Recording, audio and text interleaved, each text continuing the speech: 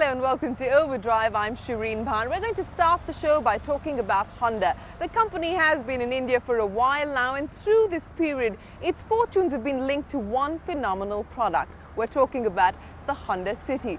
Honda is now keen to renew its focus on generating volumes in this market. So it slashed prices of the Honda Jazz, but the one that we've really been waiting for is the compact car, the Brio. Sandeep takes it for a first drive away from the Mumbai monsoon mayhem in Vizag. Here's our report. It's been a long journey from show concept to finished product. We first saw Honda's new small concept car at the Delhi Auto Expo in January 2010 and got our first look at the finished product at last year's Bangkok Motor Show.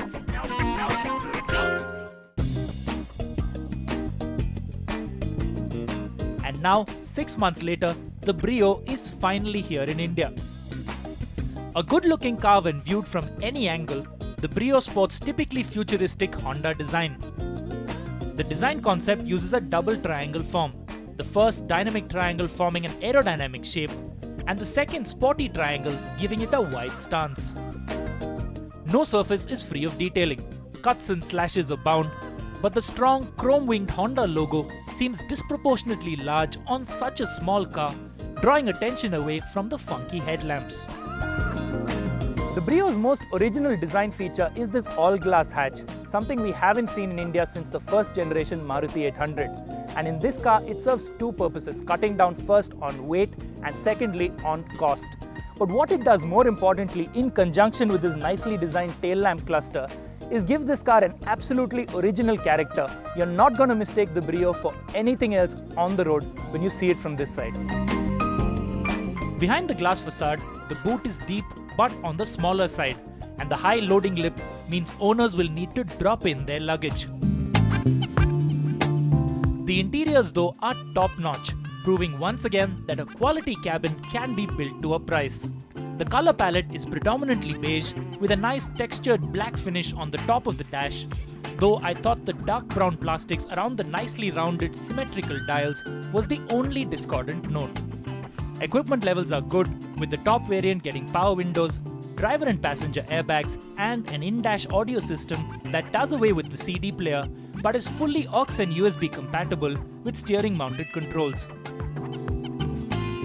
It's a remarkably spacious cabin with touches like a contoured glove box and other little details, liberating lots of space for both driver and passengers.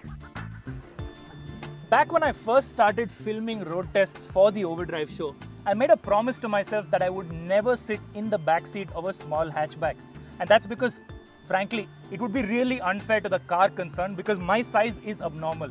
But I've made an exception in the case of the Brio, and you'll see why in a minute. Because quite frankly, this car is astonishingly spacious.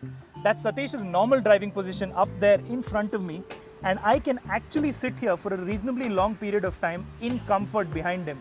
And again, there's a reason for that, because you see, the seat here is nicely sharply scooped out right over here, and what that gives me is a lot of place to keep my knees.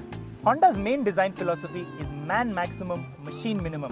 And as you can see, maximum man, all 6 foot 8 inches of me, has fit very comfortably into this small hatchback. And that's impressive.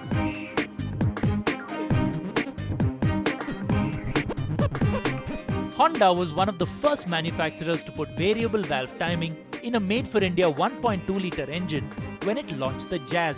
And the i-VTEC technology stays in this motor too. Power is 88 PS, delivered at a typically Honda 6000 RPM, and there's also 109 Newton meters of torque, which comes in at 4600 RPM. What do those numbers mean for you and me? Well, simply put, this is a car that loves to and needs to be revved. So you'll find yourself working your way up and down the gearbox quite a lot. But that's not a problem because this gearbox is slick, the throws are really short, and despite the really tiny gear lever, it falls to hand perfectly. Of course, you can potter around in the city very comfortably in second or third gear, but trust me, if you love to drive, you'll find yourself working the gearbox and making the engine whine. It's a lot of fun.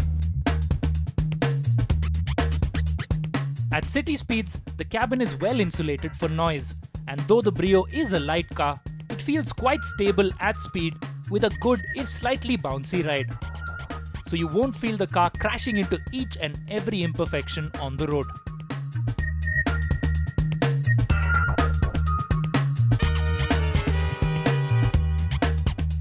As we drove through Vizag, I was lucky enough to find this well-surfaced and cordoned-off stretch of twisties.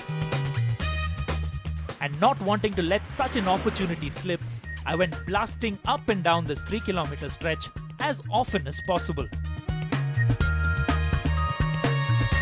And having conducted my very scientific tests, I can tell you that the steering is light. So you're not going to have a problem darting in and out of city traffic, and maneuvering into even the tightest of parking spaces is going to be an absolute breeze. But at the same time, this is a very precise steering, so you're never left wondering about the car's intentions when you're driving at speed. The Brio will go exactly where you want it to go. And best of all, it has a turning circle of just 4.5 meters. And that's something I just had to demonstrate.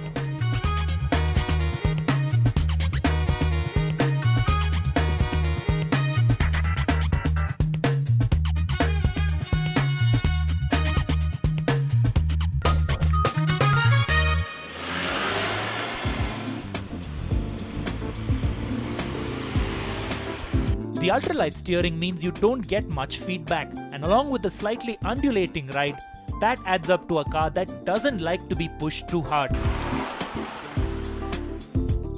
But drive it in a relaxed manner and the Brio is quick, very comfortable and efficient, coasting 18.4 kilometers to a litre of petrol in the standard Automobile Research Association of India or ARAI cycle. But when it's all said and done, in the Indian car market, the final buying decision often simply comes down to price. And it's not that Honda haven't made a spectacular hatchback before. The Jazz is a car that I completely love, and I know a lot of people who swear that it is the best hatchback in India, period. But at launch, it was simply overpriced and the numbers never did add up. That shouldn't be a problem for the Brio, however.